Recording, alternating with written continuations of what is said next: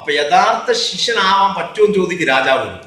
അപ്പൊ രാജഭടന്മാർ നേരെ രാജാവോട് ചോദിച്ചു, യഥാർത്ഥ ശിഷ്യനുണ്ടോ എന്നാണ് ചോദിക്കേണ്ടതെന്ന് ഒരാൾ പറയുന്നത്. എന്നാ പിന്നെ അദ്ദേഹത്തെ വിളിച്ചു കൂട്ടിക്കൊണ്ടാണെന്ന് പറഞ്ഞു.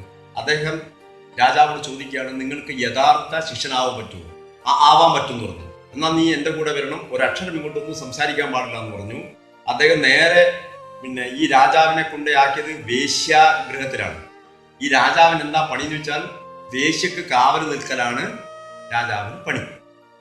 ഈ വേശ്യയുടെ അമ്മയാണെങ്കിൽ ഈ രാജാവിനെ നിരന്തരം ദ്രോഹിച്ചുകൊണ്ടിരിക്കുകയാണ്. ഒരു കൊല്ലം വരെ നീ ഇവിടെ നിൽക്കണം, ഒരു കൊല്ലം കഴിഞ്ഞാൽ ഞാൻ വരുന്നുള്ള എഗ്രിമെന്റ് ഈ ഗുരുനാഥൻ പോയി. അപ്പോ രാജാവ് അനുഭവിക്കാത്ത പീഡനങ്ങളിലെല്ലാം രാജാവ് സഹിച്ചനുഭവിക്കുകയാണ്. അവസാനം ഒരു വർഷം തികയാൻ പോകുമ്പോൾ ഈ വേശ്യയുടെ അമ്മ എന്തോ പറഞ്ഞിട്ട് രാജാവ് അനുസരിക്കുന്നില്ല എന്ന് തോന്നിയിട്ട് രാജാവിനെ അടിക്കാൻ കയ്യോങ്ങിയപ്പോ ഈ വേശ്യയുടെ അമ്മക്ക് കൈക്കൊരു മുടന്തുണ്ട്. ഈ രാജാവിനെ സ്പർശിച്ച ഉടനെ കൈ നേരെയായി എന്ന കഥ. അപ്പോൾ ആ സമയത്ത് ഗുരുനാഥൻ വന്നു. എന്നിട്ട് നീ മതി, നിന്റെ പരീക്ഷണം പാസ്സായി. എന്താണ് ഇവിടെ മനസ്സിലായത്? യഥാർത്ഥ ഗുരുനാഥന്മാർ ശിഷ്യന്മാർക്ക് മനസ്സിനെ സ്വയം സാംശീകരിക്കാനുള്ള സാഹചര്യങ്ങൾ സൃഷ്ടിച്ചു കൊടുക്കുകയാണ്. ഇങ്ങനെ ഉപനിഷത്തുക്കളിൽ ഇങ്ങനെ സാഹചര്യം സൃഷ്ടിച്ചു കൊടുത്ത ഒരുപാട് കഥകൾ വിശദീകരിച്ച് പറയുന്നുണ്ട്.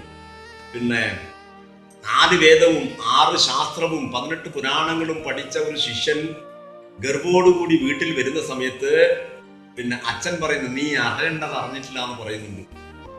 അപ്പോ ഈ മകന് ദേഷ്യം പിടിച്ചു, അറിയേണ്ടത് അറിഞ്ഞിട്ടില്ല എന്ന്. 4 വേദവും 6 ശാസ്ത്രം 18 പുരാണങ്ങളും 1000കണക്കിന് ഉപനിഷത്തുകൾ എവിടുന്ന് ചോദിച്ചാലും ഉത്തരം പറയാൻ അറിയുന്ന ഒരാളായ നമുക്ക് അറിയേണ്ടത് അറിഞ്ഞിട്ടില്ല അച്ഛൻ പറയുന്നത്. അതെ, നീ അറിയേണ്ടത് അറിഞ്ഞിട്ടില്ല എന്ന് പറഞ്ഞ് ഇദ്ദേഹത്തെ തിരിച്ചയക്കുന്നുണ്ട്. അദ്ദേഹം നേരെ ഓടിപ്പോയി ഗുരുവോട് ചോദിക്കാണ്, അച്ഛൻ പറയുന്നത് ഞാൻ അറിയേണ്ടത് അറിഞ്ഞിട്ടില്ല എന്നാണല്ലോ പറയുന്നത്, ശരിയാണ്, നീ അറിയേണ്ടത് അറിഞ്ഞിട്ടില്ല? അപ്പൊ ശിഷ്യൻ ചോദിച്ചു, അതെന്തേ അങ്ങ് പറഞ്ഞു തരാറുള്ളത്? നീ എന്തേ ചോദിക്കേണ്ടുന്നത്? എന്താണോ യഥാർത്ഥത്തിൽ അറിയേണ്ടത് എന്ന് ശിഷ്യൻ ചോദിച്ചാൽ മാത്രമേ അത് പറഞ്ഞു കൊടുക്കേണ്ട ആവശ്യമുള്ളൂ. അപ്പൊ പറഞ്ഞു, നിനക്ക് അറിയേണ്ടത് അറിയണം അല്ലേ?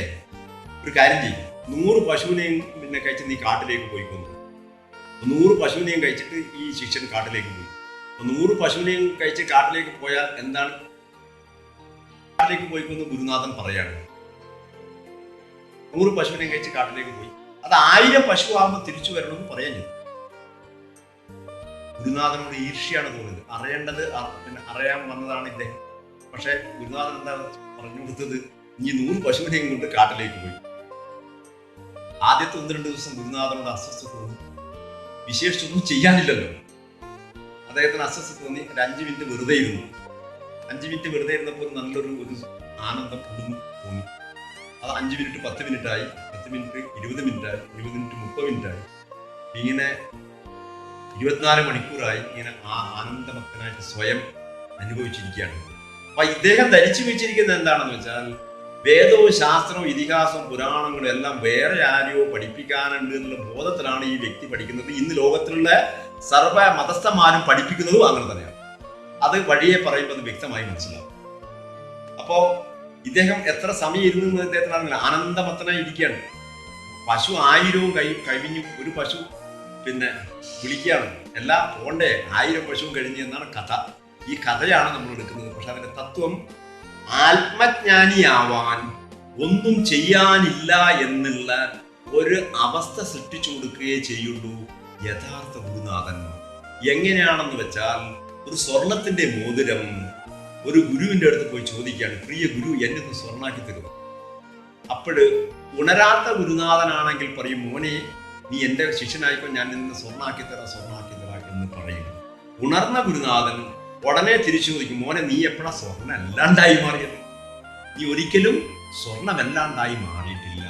നീ എപ്പോഴും ആത്മാവ് തന്നെയാണ്. എന്തെങ്കിലും ചെയ്തിട്ട് ആത്മജ്ഞാനി ആവാനുള്ളതല്ല. എന്തെങ്കിലും എന്ന് പറഞ്ഞാൽ അത് നമ്മുടെ മനസ്സിനെ കലക്കൽ തന്നെയാണ്. എല്ലാ കലക്കലും വിടുന്ന അവസ്ഥയിൽ സ്വയം ആത്മജ്ഞാനിയായിട്ട് അനുഭവിക്കാൻ പറ്റും. വെള്ളം തെളിയുന്ന മാതിരി മനസ്സ് തനിയെന്നെ തെളിയാണ് ചെയ്യുക. വെള്ളം തെളിയാൻ നമ്മൾ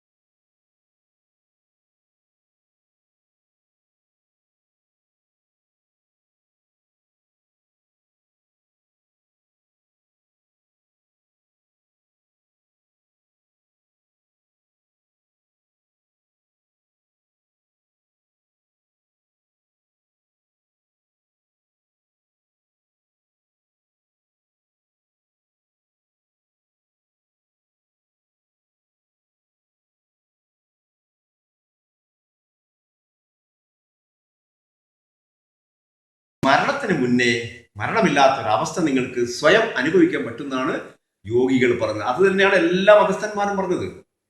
ഇന്ന് ലോകത്തിൽ കാണുന്ന എല്ലാ മതത്തിന്റെയും അടിസ്ഥാനം സ്ഥായി ഒന്ന് തന്നെയാണ്. ആത്മ അനുഭവം ഉണ്ടാക്കാൻ വ്യത്യസ്തമായ ഭാഷകളിൽ പറഞ്ഞു കൊടുത്തു എന്നല്ലാതെ മതത്തിന് യാതൊരു വ്യത്യാസവുമില്ല. ഇന്ന് എന്താണ് ചെയ്യുന്നത്? ലോകത്തിൽ ഏറ്റവും കൂടുതൽ യുദ്ധങ്ങളും നരഹത്യകളും നടന്നത് മതത്തിന്റെ പേരിലാണ്. ഈ മതത്തിന്റെ പേരിൽ ഇനിയും നരഹത്യകളും യുദ്ധങ്ങളും വരാൻ വേണ്ടി പോവാണ്. ഇത് ഇല്ലായ്മ ചെയ്യണമെങ്കിൽ വ്യക്തമായി മതത്തിനെ കുറിച്ചുള്ള ആഴത്തിലുള്ള പഠനം നടക്കുമ്പോഴാണ് വ്യക്തമായി മനസ്സിലാവുക ഈ ഇന്ദ്രിയങ്ങൾ കൂടിയുള്ള ബോധത്തിന്റെ അപ്പുറത്തേക്ക് കടന്നിരിക്കുന്ന ഋഷികളും അതേമാതിരിയുള്ള പ്രവാചകന്മാരുമാണ് യഥാർത്ഥ കാഴ്ചപ്പാട് വന്നിട്ടുള്ളത്. കാരണം നമ്മുടെ ഉള്ളിൽ തന്നെ നമ്മുടെ ഇന്ദ്രിയങ്ങളെയും മനസ്സിനെയും ഓഫാക്കുന്ന, ഇന്ദ്രിയങ്ങൾക്കും മനസ്സിനും വിഷയമല്ലാത്തൊരു ബോധമുണ്ട് എന്ന് ഒരു വ്യക്തി എപ്പോഴാണോ സ്വയം തിരിച്ചറിയുന്നത്, ഉറങ്ങുന്ന സമയത്ത് മനസ്സിനെ ഓഫാക്കി ഒരു ആണിയുമ തൂക്കി, ബുദ്ധിനെ ഓഫാക്കി വേറെ ആണിയുമ തൂക്കി, മനസ്സുമില്ല ബുദ്ധിയില്ല, പക്ഷേ ഇന്റേണൽ ഓർഗനുകളെല്ലാം പ്രവർത്തിക്കുന്നുണ്ട്. അതിന് തോന്നിയ മാതിരി പ്രവർത്തിക്കുക അല്ല ചെയ്യുന്നത്. വളരെ പ്ലാൻ ആൻഡ് പെർഫെക്റ്റ് ആയിട്ടാണ് പ്രവർത്തിക്കുന്നത്. എങ്ങനെയാണ് പ്രവർത്തിക്കുന്നത് ചോദിച്ചാൽ, കഴിച്ചിരിക്കുന്ന പഞ്ചസാരയുടെ അളവ് ലെവൽ ചെയ്യണം. കൂടിയാലും മരിച്ചു പോവും, കുറഞ്ഞാലും മരിച്ചു പോവും. അതേപോലെ പ്രഷർ കൂടിയാലും മരിക്കും, കുറഞ്ഞാലും മരിക്കും. ഇതിനെ വളരെ കൺട്രോൾ ചെയ്യുന്ന, വളരെ ബോധത്തോടുകൂടി പ്രവർത്തിക്കുന്ന, ഈ ബോധത്തിന് വിഷയമല്ലാത്തൊരു ബോധം തൻ്റെ ഉള്ളിൽ പ്രവർത്തിക്കുന്നുണ്ട് എന്ന് ഒരു വ്യക്തി എപ്പോഴാണോ തിരിച്ചറിയുന്നത്, അപ്പോഴേ ആ വ്യക്തി മതസ്ഥനായി മാറുള്ളൂ. ബോധങ്ങൾക്ക് വിഷയമല്ലാത്തൊരു ബോധത്തിന്റെ പേരാണ് ബോധാതീതമായ അവസ്ഥ എന്നാണ് ഋഷികൾ പറഞ്ഞിട്ടുള്ളത്. ആ ബോധാതീതമായ അവസ്ഥയിൽ നിന്നാണ് നമ്മൾക്ക് ഇപ്പോൾ ഉള്ള ഈ ബോധം നമുക്ക് ലഭിക്കുന്നത്. കമ്പ്യൂട്ടറിനെ പ്രവർത്തിപ്പിക്കുന്ന കൈയിനെ കമ്പ്യൂട്ടർ പിടിക്കാൻ പറ്റില്ല എന്ന് പറഞ്ഞ മാതിരി ബോധം വേറെയാണ്, വസ്തു വേറെയാണ്. ബോധത്തിലാണ് എല്ലാ വസ്തുക്കളും ഉള്ളത്, വസ്തുവിലല്ല ബോധമുള്ളത്. ഇന്ന് ആളുകൾ തെറ്റിദ്ധരിച്ചിരിക്കുന്നത് വസ്തുവിലാണ് ബോധം എന്നാണ്. ബോധത്തിലാണ് വസ്തു എന്ന് എപ്പോഴാണ് സ്വയം അനുഭവിക്കാൻ പറ്റുന്നത്, അപ്പോഴേ ഈ കാര്യങ്ങളൊക്കെ മനസ്സിലാവുള്ളൂ. ഭാരതീയരുടെ ചിന്താധാരയിൽ പൂർവ്വജന്മത്തെക്കുറിച്ചും പുനർജന്മത്തെക്കുറിച്ചും വ്യക്തമായ പഠനം നടത്തിയിട്ടുള്ള ഋഷികളാണ് വ്യക്തമായി പറഞ്ഞു വന്നിട്ടുള്ളത്. ആയുർവേദം പഠിക്കുന്ന ഒരു ആയുർവേദ വിദ്യാർത്ഥി ആദ്യം പഠിക്കുന്ന ശ്ലോകം അതാണ്: പൂർവ്വജന്മ കൃതം പാപം വ്യാധിരൂപേണ ജായതേ. പൂർവ്വജന്മത്തിൽ ചെയ്തിരിക്കുന്ന തെറ്റിന്റെ ഫലമാണ് ഈ ജന്മത്തിൽ രോഗങ്ങളും ദുരിതങ്ങളായി മാറുന്നത്. അപ്പൊ അവിടെ ചില ചോദ്യങ്ങൾ വ്യക്തമായും ചോദിക്കാനുള്ള അവകാശമുണ്ട്. എന്താണെന്ന് വെച്ചാൽ, പൂർവ്വജന്മം എന്ന് പറഞ്ഞാൽ അങ്ങനെ സംഭവം ഉണ്ടോ ഇല്ലേ? അത് നമ്മൾ ആദ്യം പഠിച്ചതിന്റെ ഒരു കുഴപ്പം അവിടെ സംഭവിക്കുന്നുണ്ട്. എന്താന്ന് പറഞ്ഞാൽ, നമ്മൾ പഠിച്ചിരിക്കുന്നത് ഭൂതം ഭാവി വർത്തമാനം എന്നാണ് നമ്മൾ പഠിച്ചത്. യഥാർത്ഥത്തിൽ ഭാവി വർത്തമാനം ഭൂതമാണെന്ന് നമ്മൾ എപ്പോഴും തിരിച്ചു പഠിക്കുന്നുവോ അപ്പോഴേ ഈ കാര്യം വ്യക്തമായി മനസ്സിലാകുകയുള്ളൂ. ഫോർ എക്സാമ്പിൾ, ഒരു വിത്തിന്റെ അകത്ത് മരം ഒളിഞ്ഞു കിടക്കുക. ആ മരം അതിൻ്റെ അകത്ത് സൂക്ഷ്മമായിട്ട് പ്രോഗ്രാം ചെയ്തു വെച്ചിരിക്കുകയാണ്. ബിൽറ്റ് ഇൻ പ്രോഗ്രാമാണ്. ഒരു വിത്ത് എന്ന് പറഞ്ഞാൽ ഒരു മരത്തെ പൂർണ്ണമായും പ്രോഗ്രാം ചെയ്തു വെച്ചിരിക്കുകയാണ്. ആ പ്രോഗ്രാം നേരത്തെ ചെയ്തു വെച്ചിരിക്കുന്ന അവസ്ഥയുടെ പേരാണ് ഭാവി എന്ന് പറയുന്നത്. ആ നേരത്തെ ആ വിത്തിന്റെ അകത്ത് എത്ര കൊമ്പുണ്ടാകണം, എത്ര ചില്ലയുണ്ടാകണം, എത്ര കായുണ്ടാകണം, എത്ര പൂവുണ്ടാകണം എന്നൊക്കെ വ്യക്തമായി പ്ലാൻഡ് ആയിട്ട് നേരത്തെ ആ മരം ചെയ്തു വെച്ചിട്ടുണ്ട്.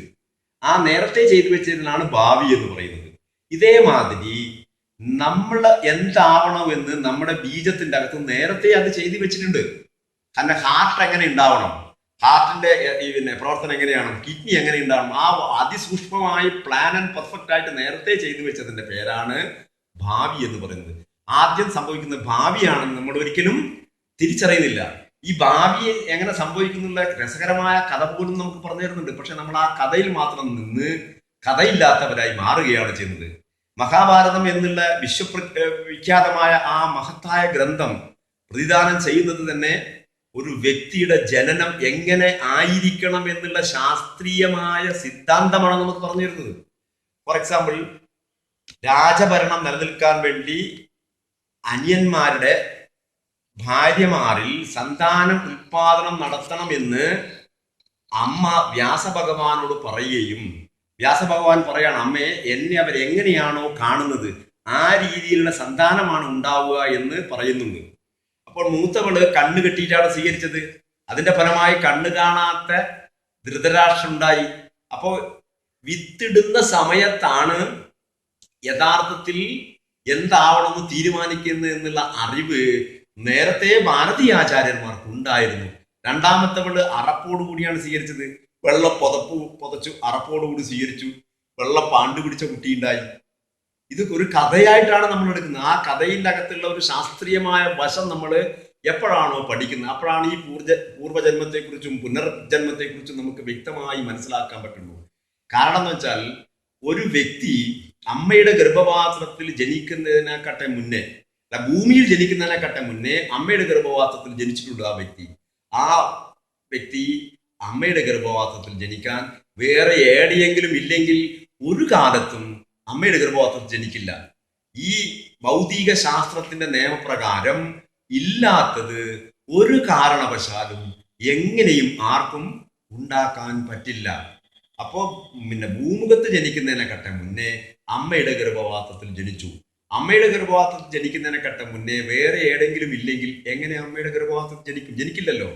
അപ്പൊ അച്ഛനും അമ്മയും കഴിച്ചിരിക്കുന്ന ഭക്ഷണത്തിൽ കൂടി ബീജമുണ്ടാകുകയും ആ ബീജം സംഗമിച്ച് ഗർഭപാത്രത്തിൽ ആവുകയും ചെയ്തപ്പോഴാണ് സന്താനം ഉണ്ടാകുന്നത്. അപ്പോൾ അച്ഛനും അമ്മയും കഴിച്ചിരിക്കുന്ന ഭക്ഷണത്തിൽ വരുന്നതിനെക്കാട്ടെ മുന്നേ വേറെ എവിടെയെങ്കിലും ഇല്ലെങ്കിൽ എങ്ങനെ ഭക്ഷണത്തിൽ വരും? വരില്ലല്ലോ. അപ്പൊ ഭക്ഷണത്തിൽ വരുന്നതിനെക്കാട്ടെ മുന്നേയും ഈ വ്യക്തി ഉണ്ട്. അങ്ങനെ ചകഞ്ഞാലോചിച്ച് പുറകോട്ട് പോയി അത് അതിന്റെ ഉൽപ്പത്തി വരെ പോയി അത് സ്വയം അനുഭവിച്ചിട്ടാണ് പൂർവജന്മം ഉണ്ട് എന്ന് വ്യക്തമായി പറഞ്ഞെന്നുള്ളത്. അല്ല വെറുതെ ഇങ്ങനെ എന്തെങ്കിലും പറഞ്ഞു തന്നൊന്നുമല്ല.